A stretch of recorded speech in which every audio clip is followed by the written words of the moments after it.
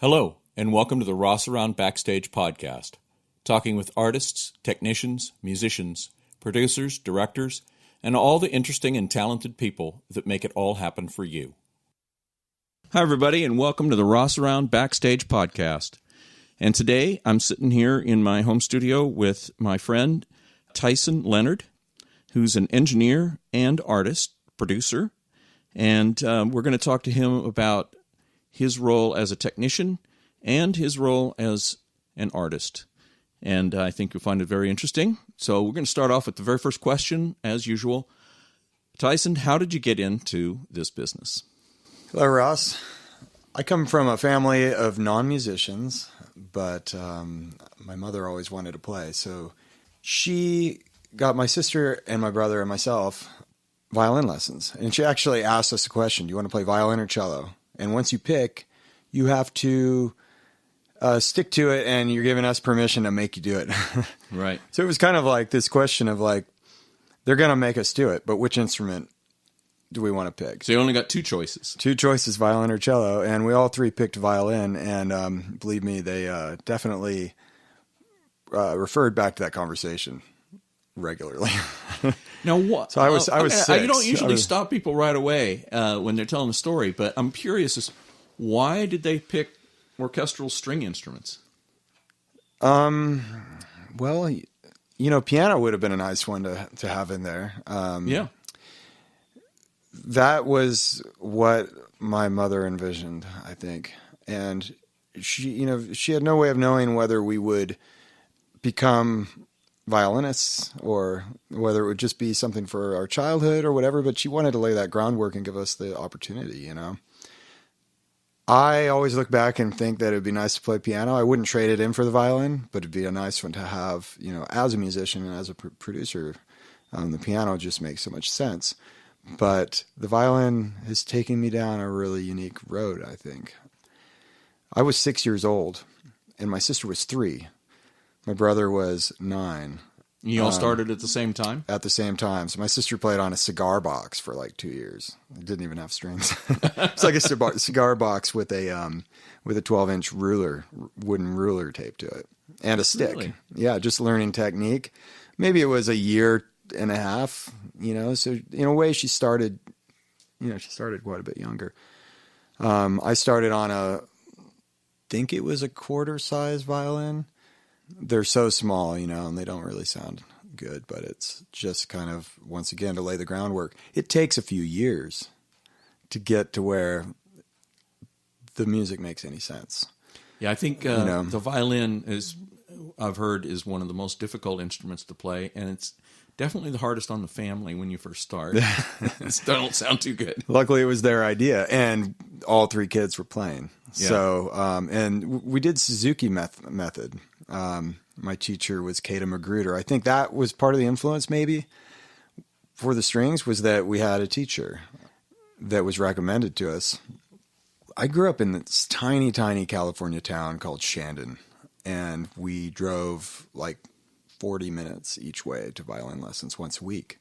So that was like a huge commitment. This was this cow town in the middle of nowhere. And none of my friends had ever seen a violin. So I was a little kid with glasses carrying around a violin. And target on your back, right? Definitely. You know what's weird, though, is my sister, she wasn't in school yet, but when she got in school, she was pretty embarrassed. My brother was very embarrassed. I walked around extremely proud and probably like I knew if kids were making fun of me, and I didn't care at all. So, you know, that was kind of maybe why I was really into it, you know. So you enjoyed playing the violin? I enjoyed playing it, and it was part of my identity from a real young age. I was into other things, you know. I liked doing a lot of stuff, all pretty nerdy stuff. I stuck with violin. I never liked to practice, but a few years in, when I got to a point where I could start to make music, I started making my own music. And with my mother, it was never, I could never count that towards my daily practicing or playing. Because the practicing time was supposed to be dedicated towards your scales or exercises and legitimate music, probably it was orchestral, probably solo right? Violin stuff. Yeah. So, which I loved, and I really we had a lot of classical music in the house. My dad had a record collection of old, his rock and roll that he liked. They gave me a record player when I was pretty young, and I could pick like a record to play. And of course, I could probably turn that in for a different record, every few days. But I would get like one record from my dad, and I would play it nonstop for like 2 months in my room. With And this what record kind of player. music was that? One of the records was a Cat Stevens record, Tea for the Tillerman. Mm-hmm. One was like a Beach Boys greatest hits, White Album by the Beatles. I wore that completely out. And it was actually just one of the records. One of them I never got into, and the other one, Racket Raccoon and USSR and all that. I was really into that one. There's the like early Beatles, Help Me. I was really into that. Fats Domino. Oh, yeah. Stuff like that. Definitely New Orleans and blues. But I'd just get the one. And then it wasn't until I was a little older that I realized there's current music actually happening out there. Let's see, like as far as, so that was like the groundwork of my influences. And I'm playing violin with this stuff the whole time. And a lot of times I kind of wish I'd play guitar. So I would play with my fingers. And my dad kind of started to encourage me. And if my mom was gone, he would let me play all day and I would never have to practice the other stuff. So I got onto that pretty early. And it was interesting because I would procrastinate on my practice, my actual like violin practice, all day. And I wasn't allowed to do the other stuff till after. So with my dad letting me skip practice kind of and go right into this stuff, I would play all day instead of procrastinating all day. And it was kind of at that point that I realized that music for me wasn't going to be a classical future. I enjoyed it a lot. I was in like youth orchestras and stuff. But it was Jimi Hendrix. Loved Jimi Hendrix. When I was 12 years old, I went to France, and these kids in France turned me on to Depeche Mode, which opened the door to like all this like 80s new wave and dark wave synth stuff, which very young, so I was like 12 years old, got me into this electronic direction. The first thing I got was a drum machine, a Roland 505. Oh yeah, yeah, old white one. Yeah, I remember that one. Yeah, interesting little guy, and I had a keyboard. I told my dad I needed a mixer. I told him I needed a mixing board for like 2 years straight, and finally we went down to Radio Shack. We had nothing around us as far as like I had no mentor or influence on what to buy, so I thought like Radio Shack realistic mixer would be good. Obviously that's not made for what I was doing. No Guitar Centers or anything like that. No, not at all. But this guy named John Becchia, who actually introduced my parents, oddly enough, and came back around. He's a musician. I got to see him a lot as a kid. I was 14 years old, and he invited me to play in his band. And this was kind of a big deal with my parents. My mom did not like this, really. I mean, she didn't mind it, but she didn't like that I was preferring that over my classical lessons.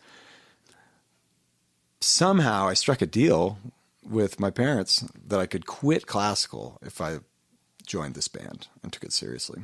Wow, how'd you get your mom to say okay to that? I think I was 14, so I think it's hard for me to know because it was just life. But, with my parents, it's possible that I was being a brat. I don't know. I could have just been really difficult.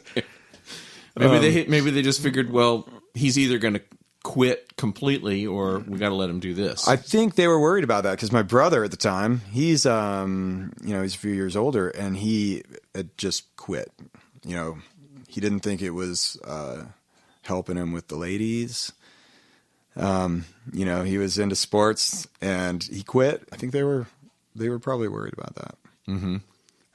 Did you have a recorder? Did you have something to record on? I did. I had it's like 4-track cassette tapes. Yeah.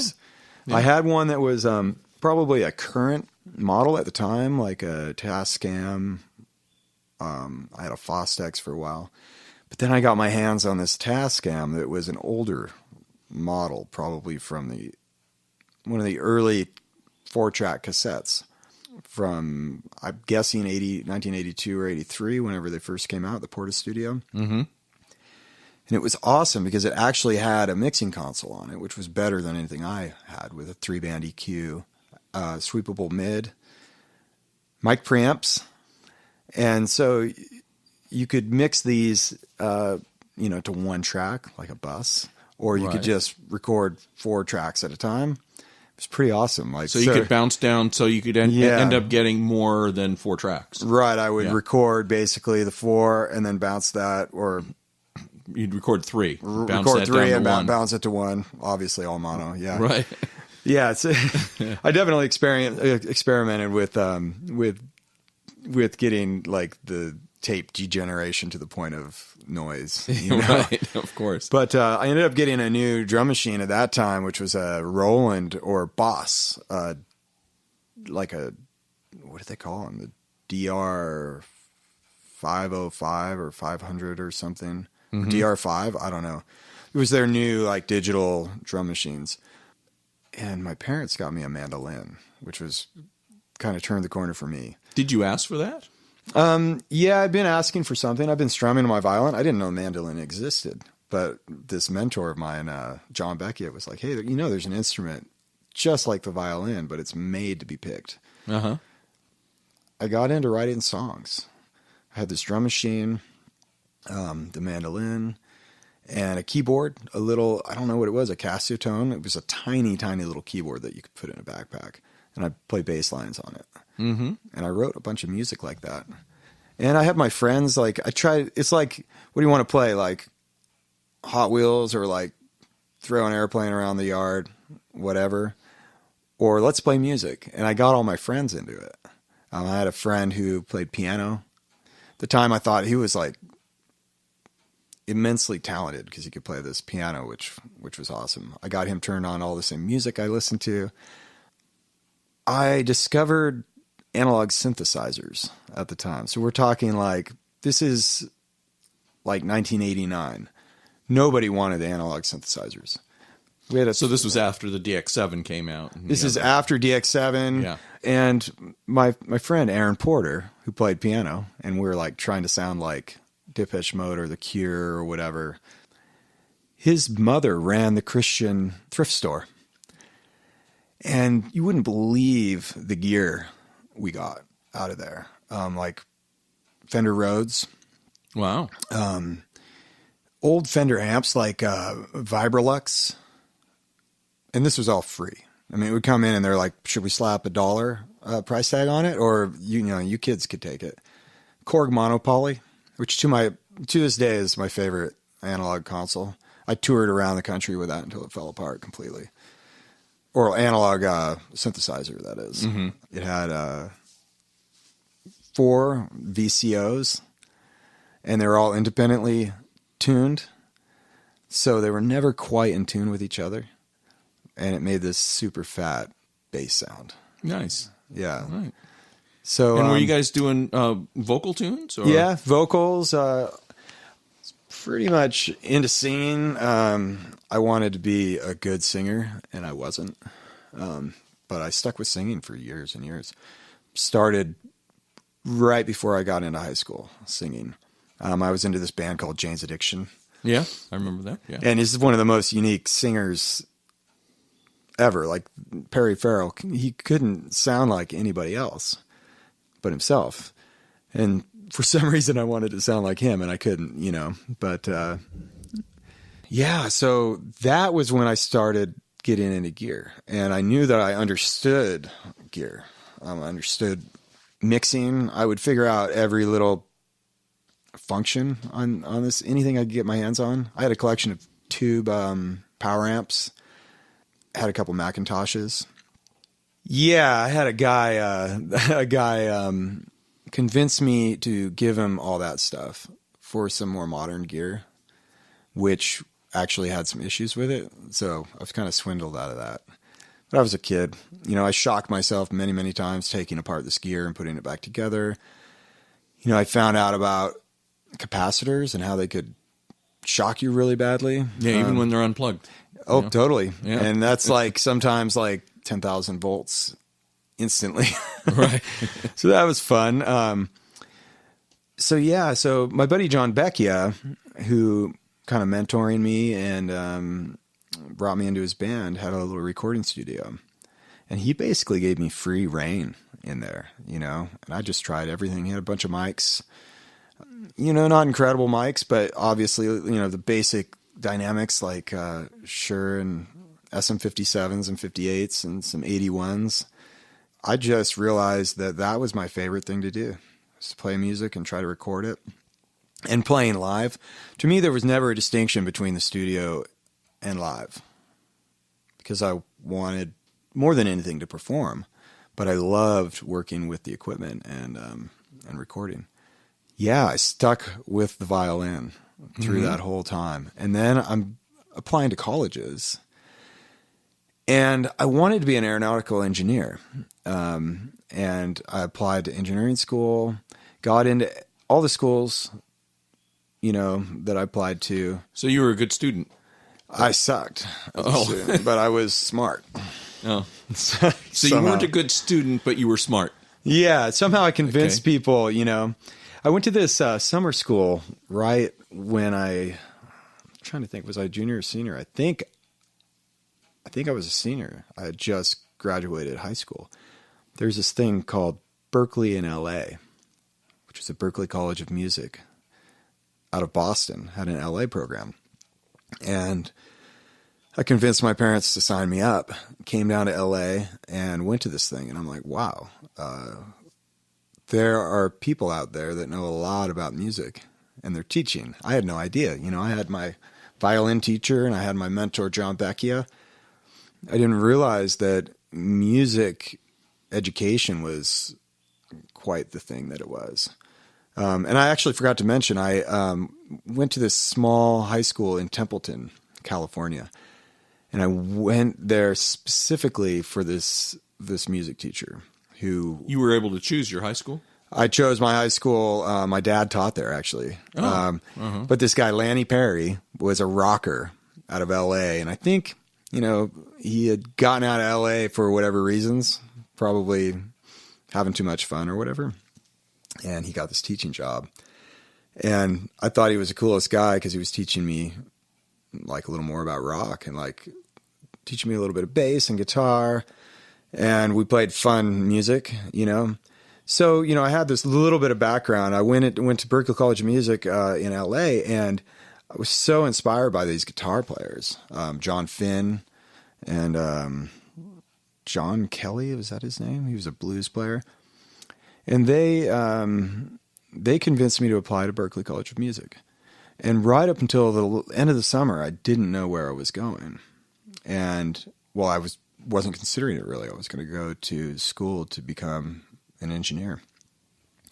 And pretty much the last moment that I could have changed my mind, I decided to go to Boston. And so right there, I solidified my relationship with music. You didn't take advantage of the fact that they had a school in Los Angeles. It's just a summer program. It was like a week. Oh, I see. Or 2 weeks or something, yeah. So they didn't really have a No, yeah, school. I just got to meet these guys. I was like, wow, this is cool, So that's kind of where I think I solidified that this was what I wanted to do, to play music and to get into the tech. I visited the school in Boston, and I was pretty impressed by their tech, like their synthesis lab and the recording lab. And I just, I made the most out of the gear I had, and I had very little. And I walked into these rooms, it was like, I thought I had walked into heaven or something. So you probably were seeing stuff that you didn't even know existed. Yeah. I'm looking at OBX, Oberheim synthesizer. And I'm like, man, I want to get my hands on that. So I'm doing a tour of the school, wanting to get my hands on the synthesizer. And it wasn't until my second semester that I got the class where it was a class dedicated to that synthesizer. Mm-hmm. And I just could not wait. So this was college directly after high school? Directly after. This is a 4-year bachelor's program. Mm-hmm. Mm-hmm. And so did you stick it out? No. I had some really talented professors. And I think I had like 2 professors that liked teaching. Some of them, it was like a means to an end. But some of my most impressive professors, or like people that inspired me, hated it. They were miserable. I don't know if I should be saying this because, I decided like I did not want to teach. Mm-hmm. Because I felt that if I ended up teaching, I would be like them. Mm-hmm. I was pretty sure. I still think that's true. I dropped out as soon as I finished music theory. The theory, yeah, mm-hmm. The theory and the ear training and all that. I got through synthesis. I never went into their engineering classes, which was something I really wanted to do. But I dropped out and I started playing music. I got a job in a restaurant. I bet your parents were not happy. They were pissed. They were quietly and silently pissed off. Yeah. Uh-huh.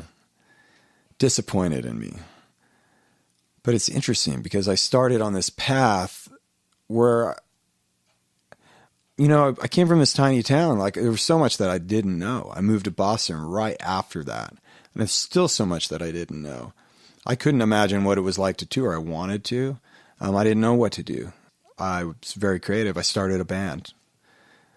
And where were you living? Boston. I was living in... so you stayed in Boston? I stayed in Boston for another year.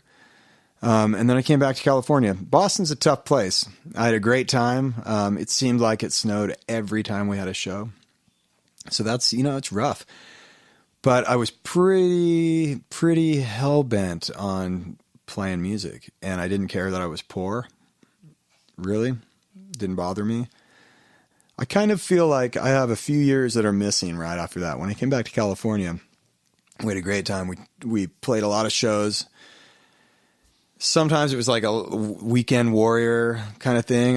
You came to California with your band? Yeah. Okay, I came so you back guys with the all band. moved out here. Brought them out here. It was actually my brother and my cousin from California. My cousin had just graduated from architecture school in New York, and like somehow convinced him that he wanted to play music. That's what a lot of music is. It's like, if it's one thing to like, I guess, be in LA and hire some incredible musicians and be around incredible musicians. But I had, in my life, been around my friends and family, and we played music together. I convinced my brother to, I think, drop out of college. I don't think he graduated. He came in like, because you're a real good influence there, Tyson. Yeah, it's terrible. So he played violin but quit. So he picked up the bass. To this day, we play together. Yeah, yeah, we play together now, and it's just so much of it is family for me, and I feel like any situation that I end up in, whether it's musical, like being a musician, or being a tech or an engineer, I approach it like family, and I want it to feel like that. So that's the place I want to be. Mm-hmm. I made a lot of records for people in my local area where I lived, up in San Luis Obispo, and try to encourage as many, like, I guess I was in my 20s, so I'm trying to convince as many young musicians, high school age or in their 20s, to pursue it. People that were good, to just get into it as much as possible. I just didn't see moderation as being like something that I wanted to be in as far as music went. It's just all in. I never had any money, and I just loved it more than anything, So you were doing these recordings and helping people do records without pay? I would get paid, but nobody had any money. Yeah, nobody so had enough money. It wasn't really money. I was in and out of my mom's house But the meantime, I was getting good at it. I was getting good at it. And I did quite a bit of mixing. I had acquired like live sound gear. Where I lived, nobody really had, I had another buddy who was into live mixing, and he started a company. So it's basically him and me in the town doing live sound. So my introduction to real professional like production was one thing at a time. And I would learn from a lot of touring acts, or I worked in our local hall for a while as an audio A2.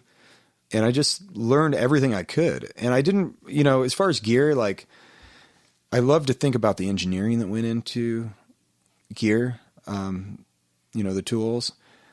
The engineering as far as like, what are the tools for?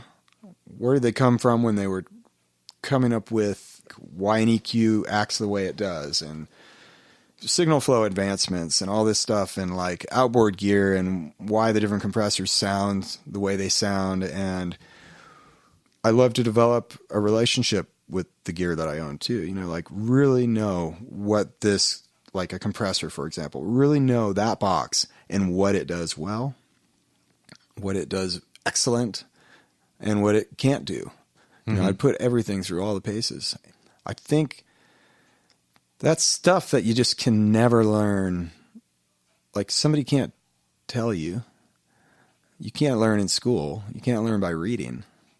People like to say like this gear's good for this or this gear's good for this, but until you just put it through its paces, I like to just push everything to the limits. Anything I can get my hands on. So you came back from Boston with your band, which was just the three of you, right? Or it was actually four. We had a drummer, this girl drummer that I met at Berklee College of Music, and she wanted to move to California. She wanted to move to L.A., so we brought her to San Luis Obispo, which is close. Right. But she always wanted to get to L.A. No, it's definitely not the same. Yeah. So why San Luis Obispo? That's where I'm from. So I was just kind of going home. So your little town that you were born in and raised with your mom and dad was about 40 minutes outside of there. Okay. Yeah. So I came back to that place. And did you start to? So you guys played gigs, and there's probably not a lot of money in it, but you're playing parties and hundreds of gigs. We used to tour too. I mean, we had a van and trailer, and we would just play as much as we can and get out there. The money was never good. I mean, we would pull over on the side of the road and pull out a camp stove and put it on the hitch and cook up eggs in the morning. You guys were definitely the poor musicians. Well, yeah, we were not eating at a restaurant at the towns we were in. I mean, it was great. We would always negotiate food into the deal. And we didn't care. We just did not care.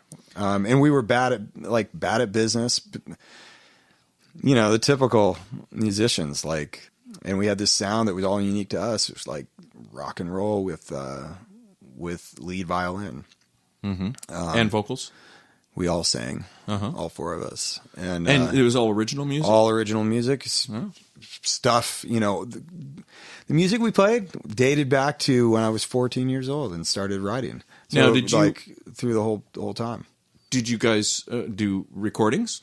We did a few recordings. There was a great recording studio actually in Atascadero, California, Sutton Recording Studio, which actually shut down this year. We recorded there in 1997 with Rick Sutton. It's a great room. I had been exposed to his studio when I was in high school, actually, with that band that I played with, John Becchia. This guy, Rick Sutton, had a mic collection that was mind-blowing. It's just a tiny, tiny little town, and he's got like 2 C12s, C24, 251s, Telefunkens, U47, just everything that I could imagine wanting. It's interesting. I would just drool over his mics, and to this day, I don't own any of those. Just never afforded it for myself. But we recorded one album by ourselves, And then we recorded with him, which was amazing. And then we did another one on our own. Producing myself has always been difficult, you know? This gets into like the catch-22 of being a musician and an engineer. There are a few engineers out there that are musicians that can make their own albums, and it just seems like an extremely elusive thing to me to this day. Because I do it now. I do it, but it's so difficult. Well, I can get an album in and out with a client or another musician, like no problem. But for myself, I've been experimenting and working with other producers, and I really enjoy that. So I always had this do it myself kind of thing. I actually would preach that do it yourself thing. I mean, I always came from an indie background, like, you know, the whole record industry, rise and fall of the record industry and all this tough stuff. It was never part of my reality. Right. I was all about indie the whole way through. Mm-hmm. So that was a chapter. The band was called Glider, and we decided to call it quits in 2001. I was pretty bitter about playing because I had worked my whole life from 6 years old, basically before I can't remember not playing the violin. And I had worked my whole life up to this point with some real righteous views, you know, just like stick to it, work hard, don't worry about money corrupts art kind of view. Right. You know, and I had nothing to show for it. So is that when you started working as a tech for other people, or I as an had been engineer doing a for other bit people? in there, but actually, so the next thing that happened, for a year, I got another job. I hated working outside of music. Mm-hmm. I don't know, it just drives me crazy. And then a buddy of mine wanted to start a band, so we went to LA and started a band, which was just an absolute whirlwind because this was like my first real introduction to the LA music scene, or not the scene, but the business. We were a great band. It's called Rain for Rent. And it was some pretty moody, dark at times, but intense rhythmic rock. And his vocals are incredible. He actually sings for Blind Melon now. And it was like lead violin, but a lot of distortion and delays and stuff. So really moody stuff.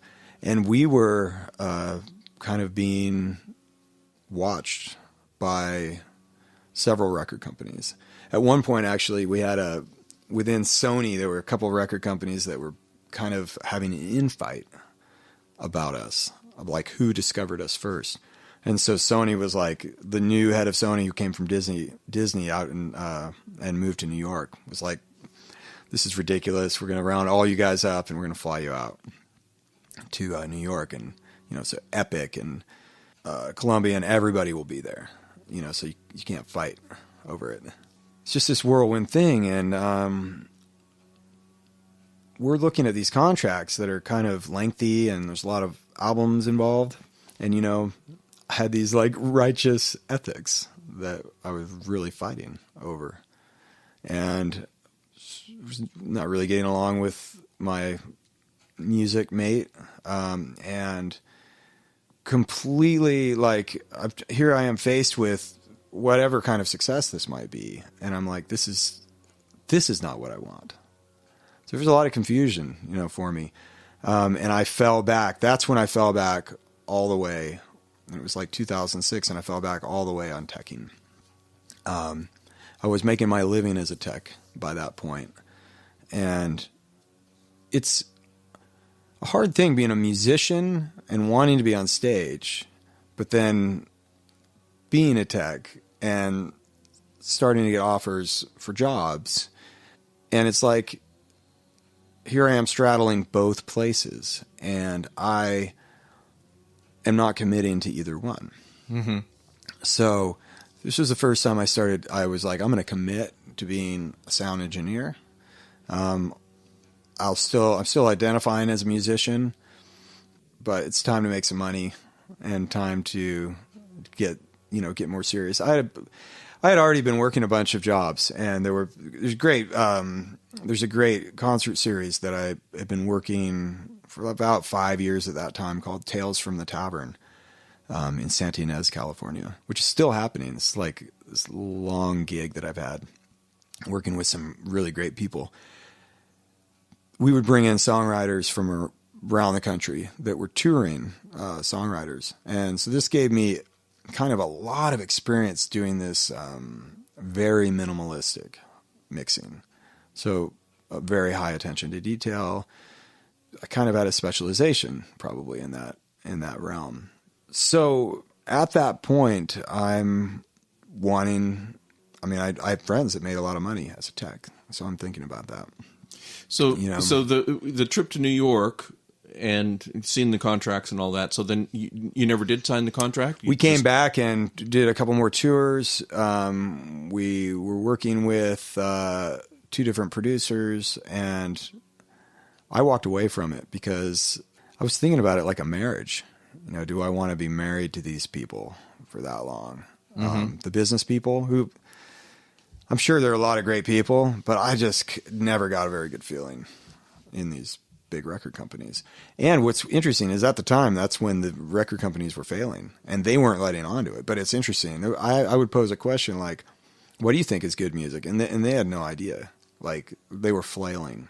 Right after I walked away from that, a lot of these executives that I had met and been working with got axed. And it was like the whole, Warner Brothers fell apart. Sony was falling apart. The entire record business fell apart. It was crazy what happened. And I moved out of LA. I went back to San Luis Obispo once again, went back there, and I just started to get serious about both recording and live mixing more so, and learning. And this is the digital realm was finally upon us. Yeah. Like for real, not like, I'd mixed on some of the older consoles and they just, it wasn't better. But the digital realm in the mid 2000s was finally upon us. The gear was good. PM5D had come out. I really got into that console and I started collecting studio gear. And I wanted to open a studio. And it was this time that computers were entering the music production world in a whole different way than they had, before that you could have a computer which could run a session. You could maybe record 16 channels at a time or maybe 24 if you had a good computer. That was kind of what they were used for, recording and then playback. But computers were... And for sequencing. Sequencing, of course, yeah. And that had been around for a while. Yeah, because Performer was out, right? From first time I ran Performer was on a Mac Classic. Totally, I got into that stuff when I was at Berkeley. Actually, we had Opcode Vision, Performer. My first DAW, which was terrible, was Cakewalk. It was called Cakewalk Audio, and it was version 1. And the audio, there were no waveforms or anything. The audio was just like, you just record and you couldn't see what it looked like. You just hope it's good. And there were basic plugins that you had to commit everything. So mid 2000s, the computers are getting fast enough where a lot of what I used to do when I was younger with electronic music, I'm looking at this and I'm like, I don't want a band at this point. I want to pursue my music. And I can do a lot with a computer. There's this program called Ableton Live, which this thing blew my mind. It had been around for a few years, pretty rudimentary version, but computers were getting fast enough where I could actually manipulate audio live. And this really, really fascinated me. I guess we're like 2006 at this point. They weren't fast enough to really do it, and the software wasn't really there. But I had this idea from a young age of how I could use a computer, and I was pretty, stuck with this idea. And I got in Ableton Live, and things still weren't fast enough, but I was composing and performing with it. And I would bring in live, drummers or whatever, but give it a few years. And then this stuff really started to happen. I mean, nowadays we can run a computer on stage that runs a whole ecosystem of mixing, time, everything's in sync. Electronic music, which I loved, could be done live instead of a DJ.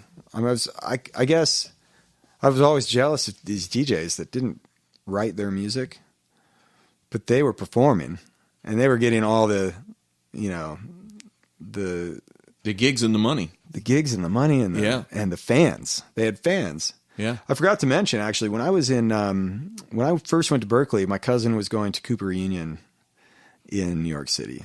He lived in the Lower East Side, and I would go visit him, and we'd go out to these dance clubs, and DJs were playing house music, which was totally new to me at the time. It's all 4 on the floor kick drum, and there were like the Detroit sound, London sound, and New York minimal house. And I was really, really intrigued by this music because it was so simple, yet so moving to me. And so here we are, like 10 years later. I still have nothing to show for what I've done, except for, I guess there's a lot of albums out there, but I'm not financially secure or anything. But I still have this like love for electronic. At this point, it's completely married. I have my violin. I play live percussion. I have vocals. I can play with any musicians around me, and all through this digital world where I am playing the producer live. I'm mixing the show live right in front of me. I've just, that's really where my love is at this point. I'm just loving it's doing it. That's fun. When you're in the studio and there's countless hours of, it could be very boring or tedious. And there are these moments of magic. Mm-hmm. Well, bringing this kind of environment out live, it's all magic all the time to me. It's like that studio, the beauty of studio.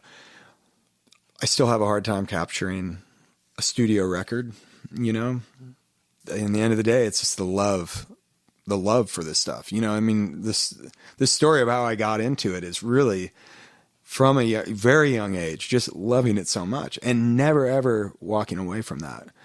Everything around my life, everything in my life has been basically shaped by that.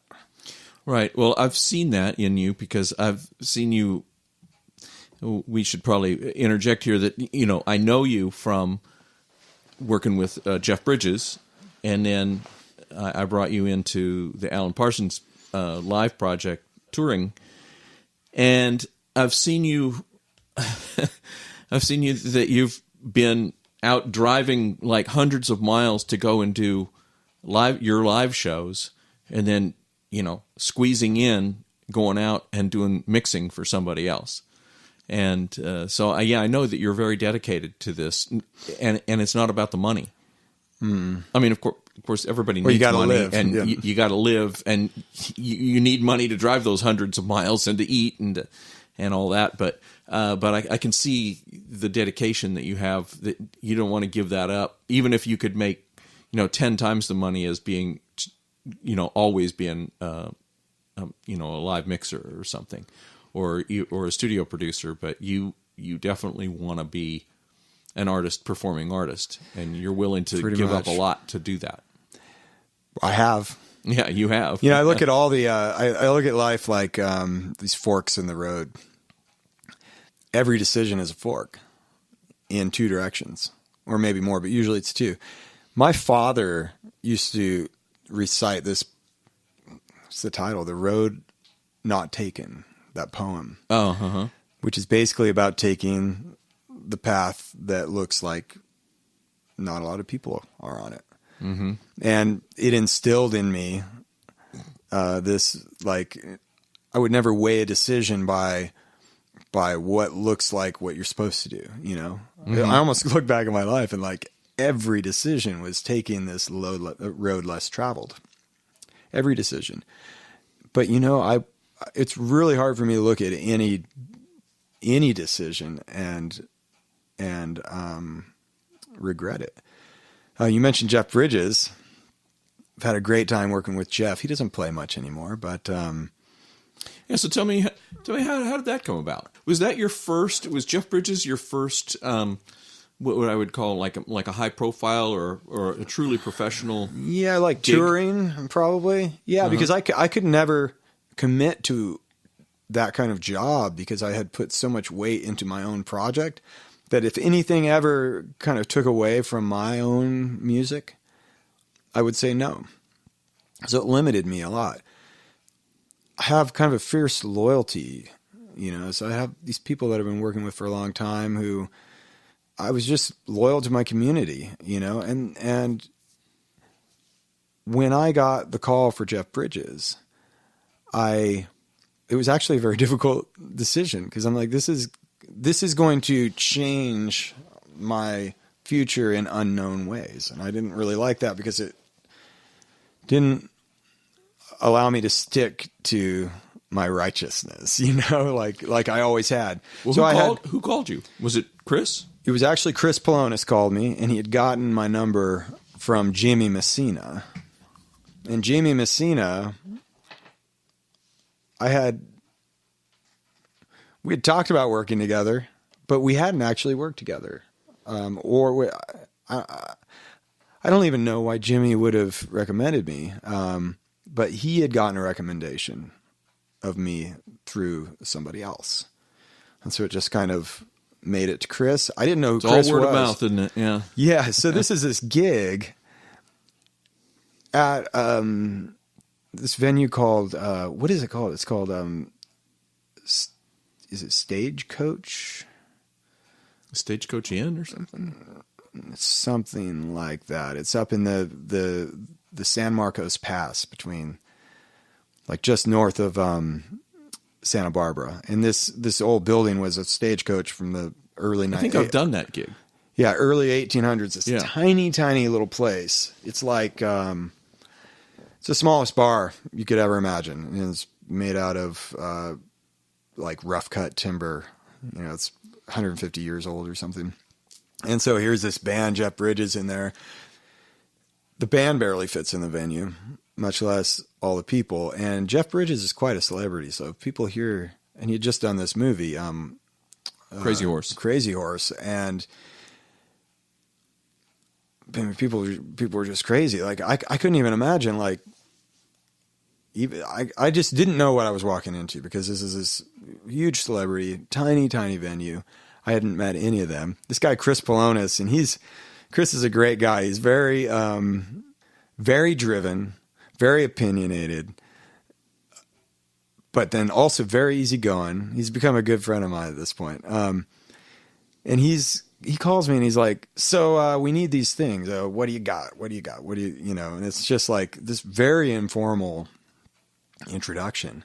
I'm like, well, here's what I can bring. I can make it happen for you. That same weekend, I was also working this music festival called Live Oak Music Festival, which was actually, ironically, happening about 15 miles from this Jeff Bridges gig. And I was working at Live Oak as a recording in the recording trailer, recording the live acts that were playing on the main stage for archival purposes. Mm-hmm.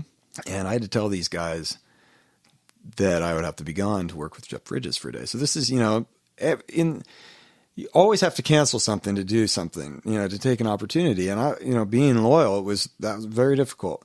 So anyway, I'm going into this. I'm very nervous that I'm making a bad decision.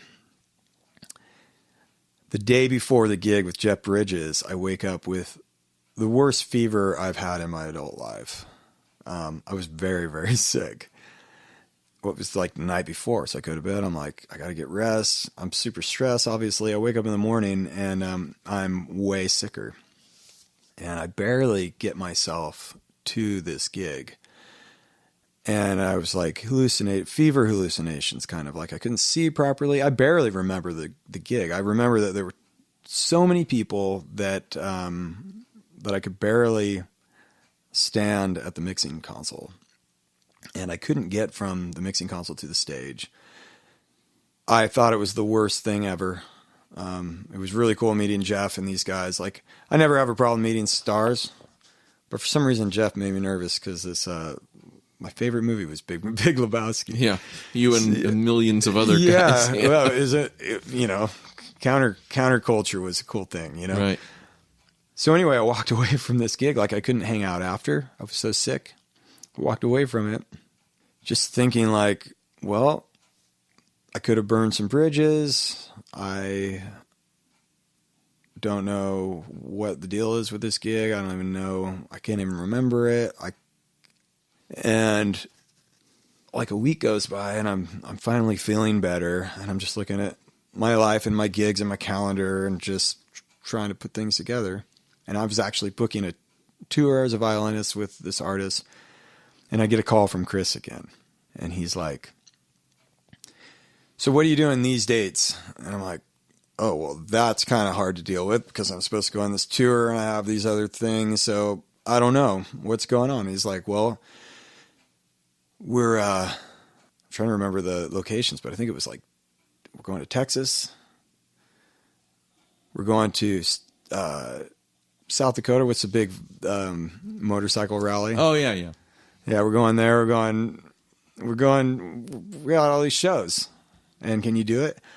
This was the most difficult decision. I had made difficult decisions my whole life. Last minute, I'd go to Berklee College of Music instead of engineering school. Right. I've been making these decisions my whole life. This was the hardest decision I'd ever made because I was putting everything on a back burner for something I didn't know about. Was this the tour? This was the tour that you were on. And we had a day rehearsal, and I think it was in Texas. I don't remember. Okay, so this was all right. And we met. You were road managing, yeah, and mixing okay, front of yeah. house, and they brought me in for monitors. Right. Okay. And I had done a bit of monitors in our hall. Mm-hmm. I had never toured as a monitor engineer. I was savvy with tuning speakers. I mean, I was comfortable with it. I told Chris, monitors isn't really my thing. And he's like, that's fine. You figure it out. Yeah, because, apparently that gig with Jeff Bridges was really good. And everything went really great. And so I was like, wow, this is cool. Because part of it's the hang, you know, and we all got along. And that tour was, like you mentioned before, it was tough because Jeff had just won a Grammy Award for Crazy Heart. And every gig we went to, I mean, I was mixing front of house and I was the tour manager and everything else. It was just a two-man crew. It's just you and me, right?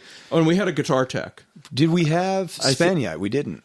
I think we had John Mui for like one show or something. Sven was on board. And then Sven came in and started helping out.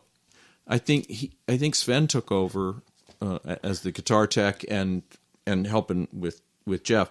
But I remember it was really hard because there would always be like 100 people on the guest list and, 100 people backstage and I'm supposed to be handling all this stuff. And that was a really difficult That is tour. A tough job. And Jeff's used to the movies where there's handlers dealing with all these details. Yeah.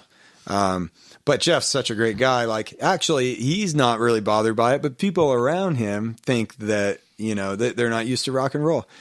That was interesting, because we're taking, here I am stepping in, I'm not a seasoned monitor engineer. The band is not, they're all like recording engineers recording musicians in Southern California. Jeff, though he's been a musician his whole life, is not a touring musician. Yeah, none of them were really seasoned touring musicians. Right, so we're starting here this thing right from ground one. And you were probably the most experienced guy. That was pretty fun. Yeah. I enjoyed it. Yeah. and That that was turned great. in. Yeah, it was. I was disappointed that you weren't going to continue. You Well, had the another next gig. year- You were working with. Who were you working with? Michael McDonald or No, I think it might have been Christopher Cross. Christopher Cross? Yeah. Yeah, because after that tour, I did complete. The last gig I didn't do on that tour, Right. and that was the motorcycle one. Right. So that It's was the my last first gig doing front of house for them, and this is. It's amazing. I wasn't a tour guy, really. I mean, I could stick up for myself as a musician, and I'd been doing that for years. But walking in to a bunch of burnout sound engineers or the system techs and telling them what to do wasn't something I was experienced with. They had my console because we were the last ones to show up. We flew in last second. Yeah, John Fogerty and his crew had you had already a been there. helicopter in. Right? We flew in a jet, which was a pretty amazing experience in itself. Stevie Nicks and her people were there already. And so there were about there were 5 mixing consoles in this thing that was not made for that. It was made for one. And they had my console just kind of shoved up out of the way under this shed that was like a maybe 6-foot ceiling, very low. I couldn't see the stage at all. And I couldn't see the PA, which means That you can't hear the PA. and I'm talking to these guys about how we need to move this console right now. And it didn't get moved.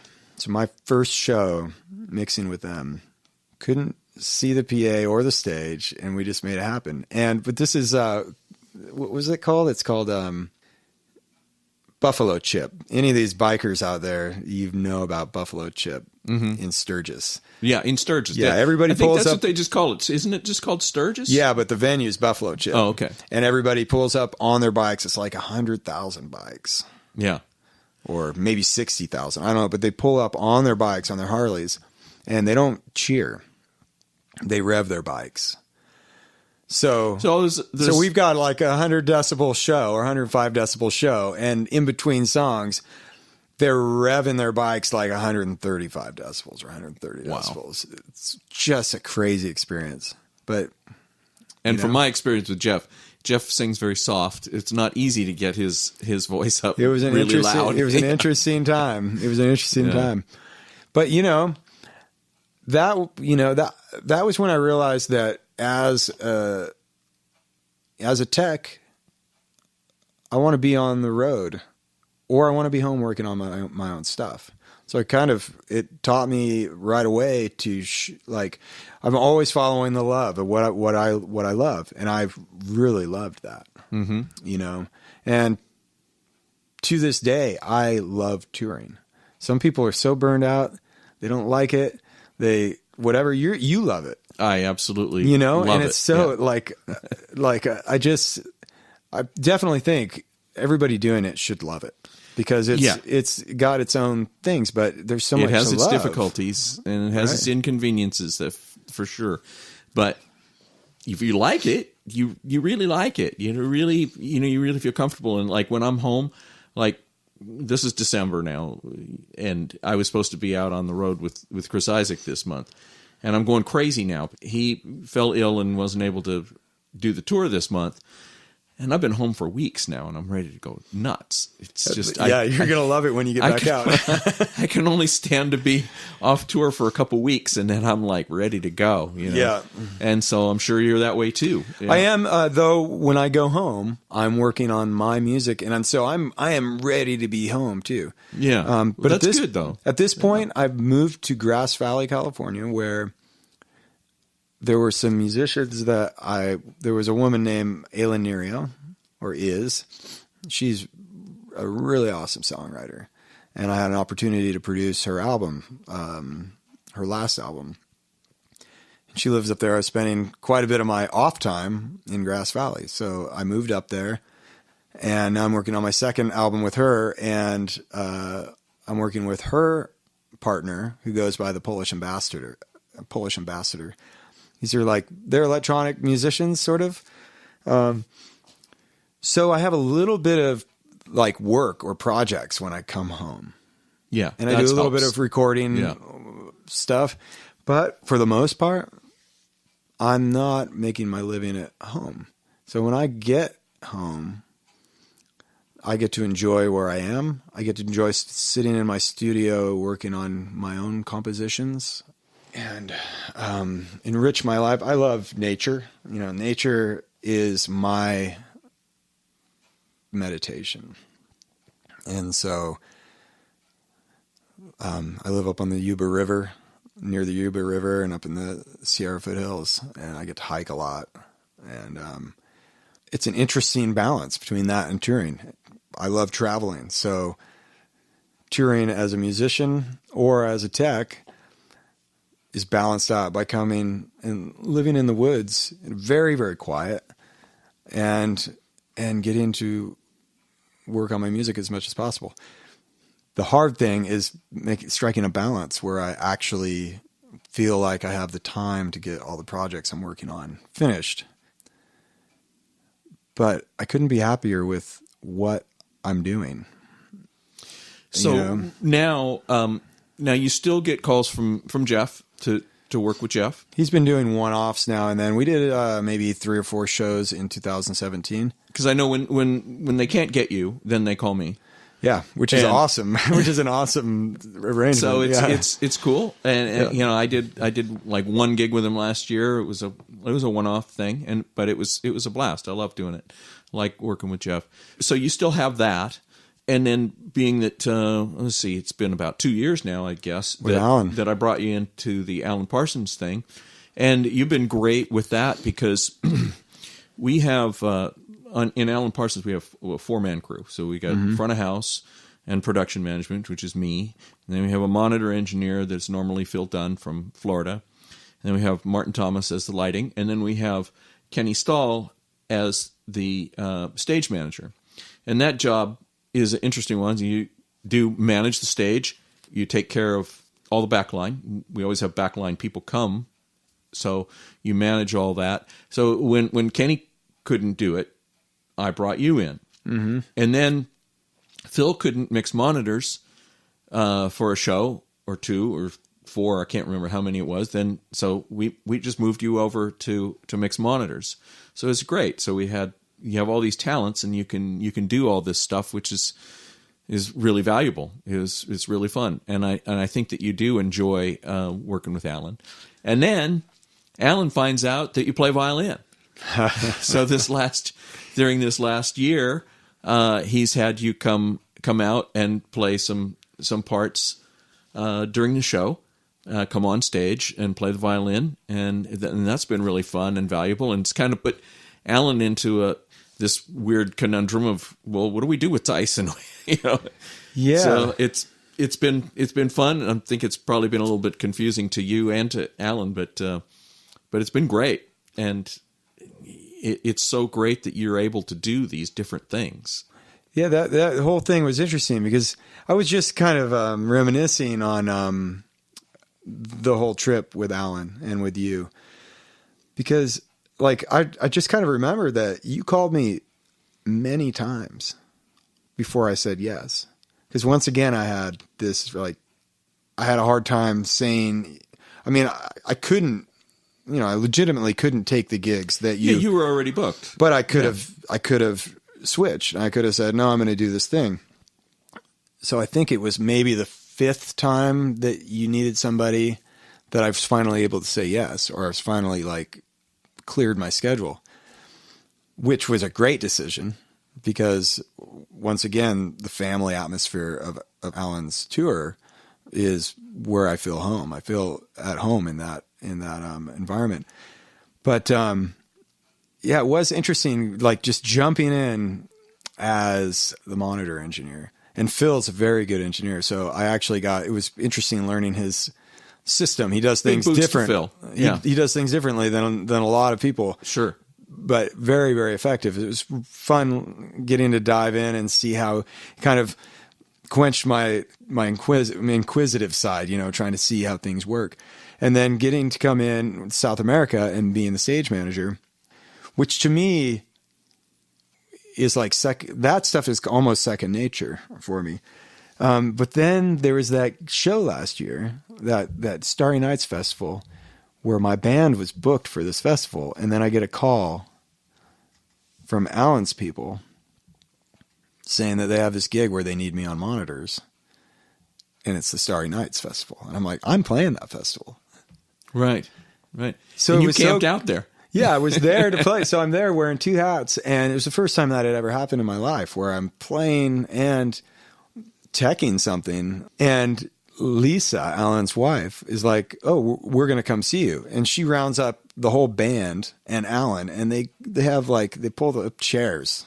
It's a bunch of people dancing, but they pull up chairs right in the front. I felt like my parents were there or something. Right. Not because of the age thing. I felt like that's what my dad would do. He would pull up his lawn chair in front of the speakers and just sit there. Mm-hmm. So I played the show, and like Alan came up afterwards, and he's like, "Oh, I didn't know you were the real deal." I'm like, I don't know what that means, but this is Alan Parsons. This is really cool. So then he flippantly says, "Yeah, you're gonna have to play with me sometime." I'm like, well, that's cool. I'm still getting to know Alan. He's a man of few words. Right. But there was another gig a couple months down the road where he says that again. He's like, he asked, Tyson, do you have your violin? And I'm like, no. Like, why would I have my violin? I don't have it. I'm working for you. So then I get the call for this Germany tour in May. And I'm thinking, like, Alan doesn't say much. I'm pretty sure that when he says something, he's absolutely serious. So I already had too much baggage, but I grabbed my violin and put it on the airplane to Germany. And sure enough, the first day, and I'm like pulling my hair out as stage manager in Germany. I don't speak German. We had a little bit of a mix up with the scheduling when we got there, with rehearsal and the tech stuff, and we were behind schedule. So I was a little stressed and frazzled by the time the band got in there. But the first thing he looks at me, he's like, "Oh, hey, Tyson, did you bring your violin?" And I'm like, "I did. I'm a little stressed out today, but I brought it." And so the next day I pulled it out. It's just so cool. And you know what? I'm perfectly at home being a like stage managing and coming out and playing a couple songs with him.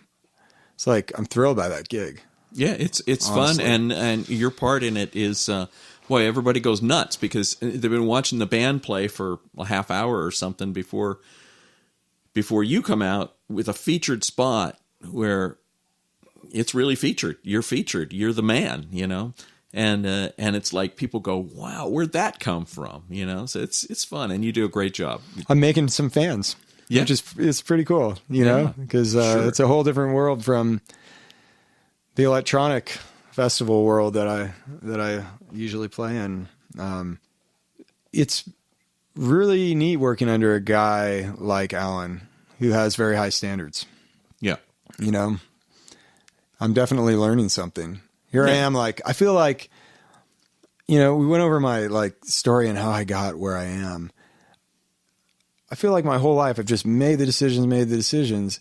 And here I am at what a lot of people would consider a ripe age. And a lot of people consider themselves very old, like they're getting old, which I don't see that at all, first of all. I feel like I'm just now hitting my stride. Mm-hmm. And I don't ever see myself like with the trajectories I'm in musically and tech wise. I'll do it till I die. Like it's what I love. I don't see it as something I'm doing for now or anything, I'm 41 and I feel like I'm hitting my stride. Well, like we talked about just briefly right before we started recording this, is that, we all have to have lots of things that we can do. Mm-hmm. If you only can do one thing, it's going to be tough, because in this business nowadays, you better have a few things going, because it's just the nature of this business now. You have to be able to do a few different things. Yep. People call you to mix monitors or mix front of house or to stage manage, or and then you have your own artistic career, you need all those things to stay busy and to satisfy yourself. Yep. And to make some money, because face it, you still have to make money. You got to pay your rent and buy gasoline and everything that goes along with life. So you're in a pretty good spot. You're actually really good. You have more things going on than I do, and that's good. Well, maybe more diverse, but More diverse. It's I do think that what you're talking about right now, the diversification and like multiple streams of income or multiple artistic projects, I think it's the reality of the music industry now, and a lot of people really kind of miss the old days when you got one job and you go out there and the money's good. I was never part of that. Right.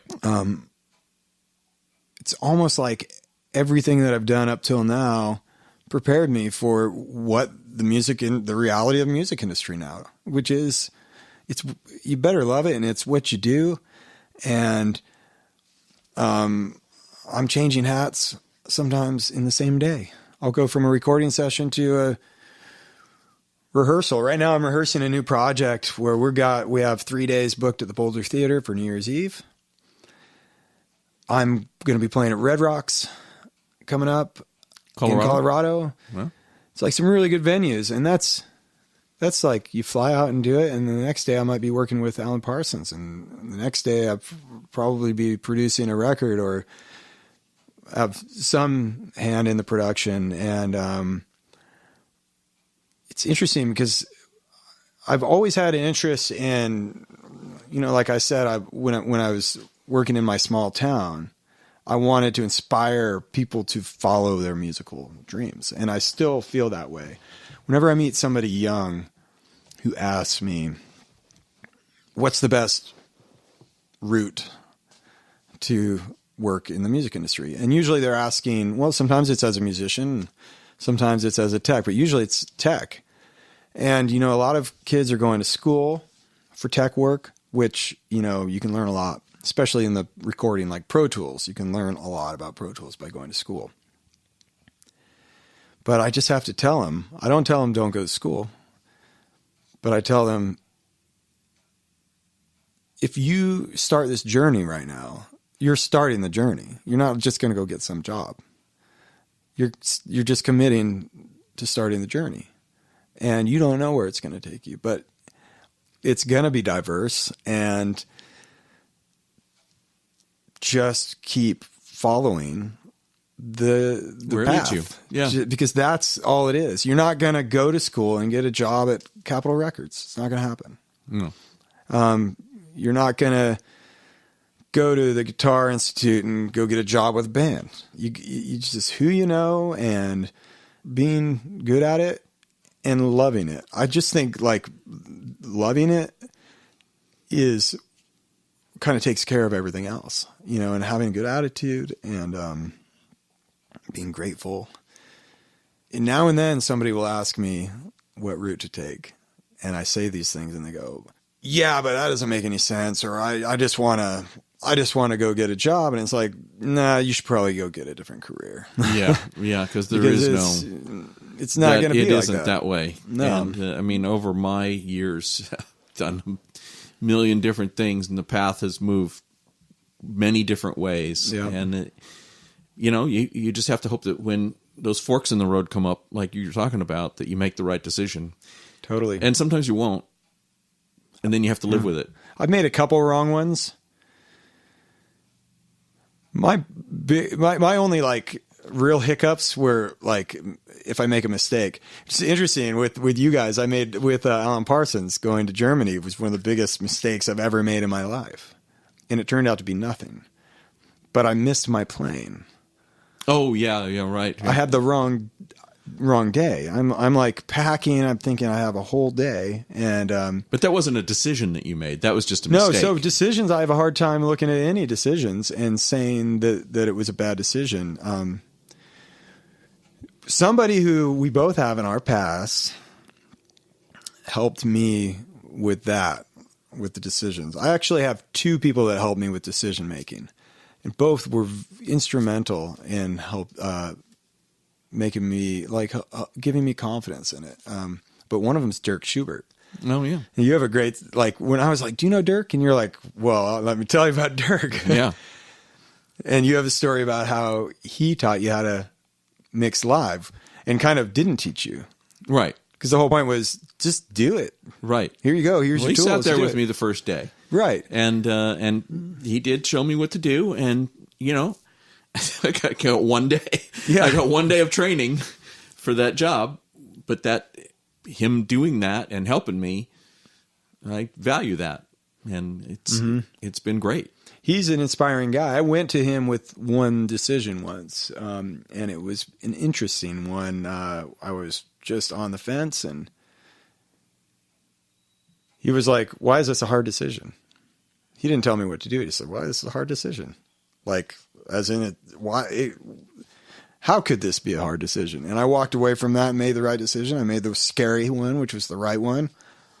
The other person that's been instrumental in decision making was Jeff Bridges, actually. And he would talk about the power of denial.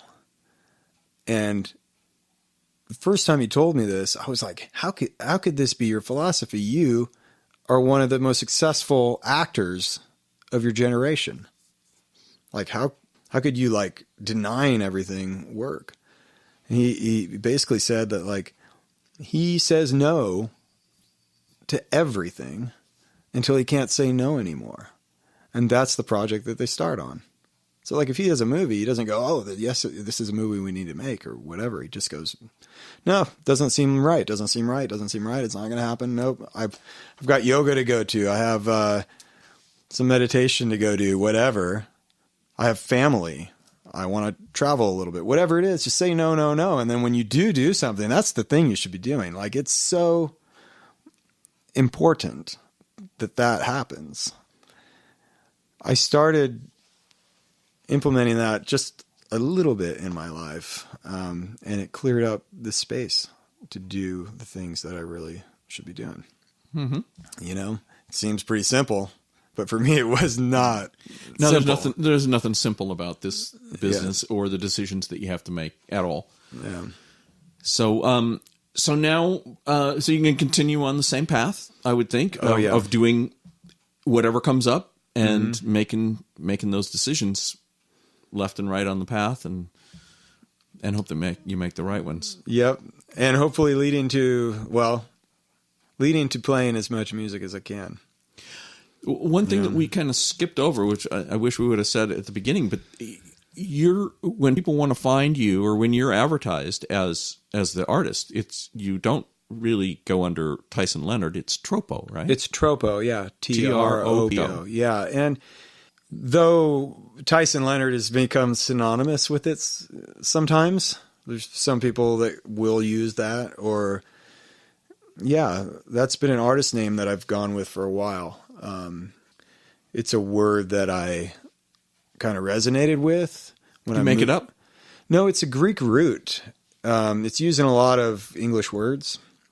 It's a Greek root, though, meaning the moment in time or the point in space where change occurs. And I was at one of these transitions in my life, and I decided to start playing music using the computer, and I started going by that name. I mean, now it's gone, you know, the music has evolved quite a bit. I'm not affiliated with a record label. Your music is available, though, on iTunes? iTunes, Bandcamp, SoundCloud. I kind of give it away, but people can pay for my music, but I give it away. Yeah, because at this point, it's just like one of your Facebook pages, and I was able to listen to like a dozen songs. Yeah, so it's interesting where like and it's very great. It's really just excellent, by the way. Well, thank you. I appreciate really, it. Really good.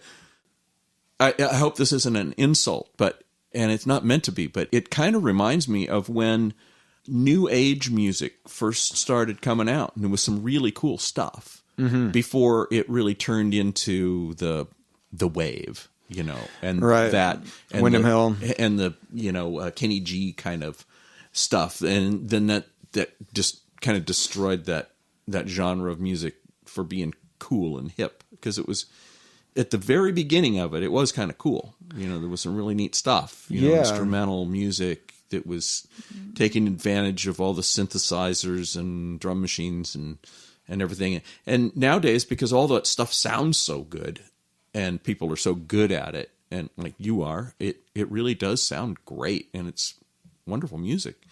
I kind of expected when I listened to your stuff that it was going to be like this really hard pounding, like dance music.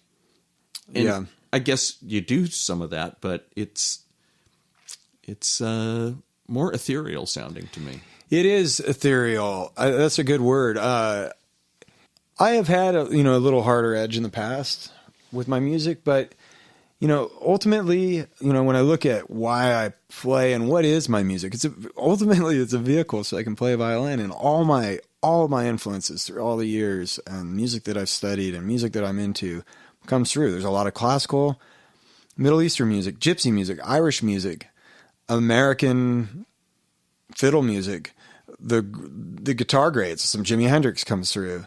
Like, there's just so many things, and I don't I'm no longer like try to play an Irish song or a gypsy song. It just all kind of comes through.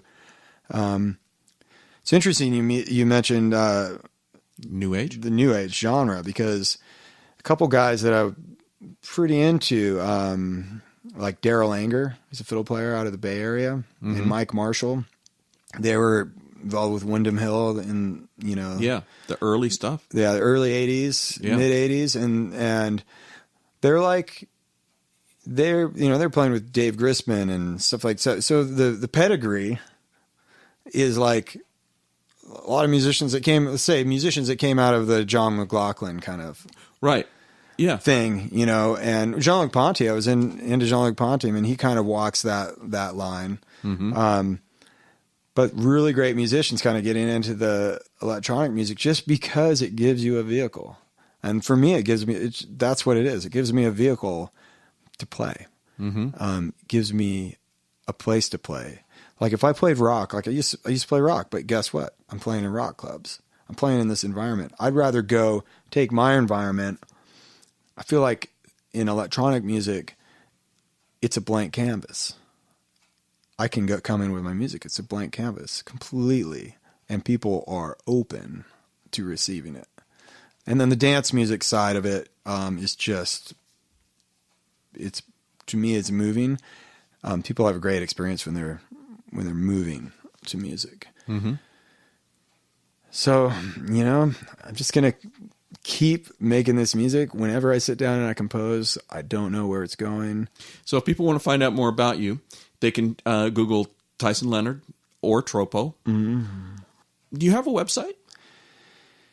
I do, but I don't find... Because I couldn't find it. Yeah, I couldn't find a website. I found plenty of Facebook stuff. I actually took it down recently because I don't find it to be that effective for me. In music, like social media is really good. Facebook, I feel like everybody's trying to learn how to deal with their addiction to Facebook. And my answer would be, well, get rid of it.